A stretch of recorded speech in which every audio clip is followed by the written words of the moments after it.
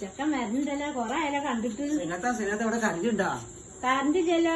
Metre നോക്കാം. കറണ്ടില്ലല്ലേ? ആശ്വാസമായി. എന്താ നമുക്ക് ആശ്വാസം അറിയാന്?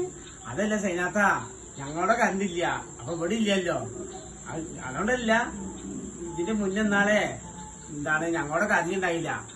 അപ്പൊ ഞാൻ വിചാരിച്ചു എല്ലായിടത്തും കറണ്ട് പോയിന്നാ വെച്ചിട്ട് അതേമാതിരി ഞങ്ങോട്ടും പോയതാന്ന് വിചാരിച്ച്. ഇങ്ങോട്ട് പറയണോ, കൊറേ സമയമായിട്ടും കറണ്ട് വന്നില്ല. കറണ്ട് അവിടെ ലൈൻമാരുണ്ടായിരുന്നു, അവര് കറണ്ട് പോകുന്ന മെസ്സേജ് വന്നു, ഫോണൊക്കെ ഒന്ന് നോക്കണം. ഞാൻ നോക്കിട്ടില്ല.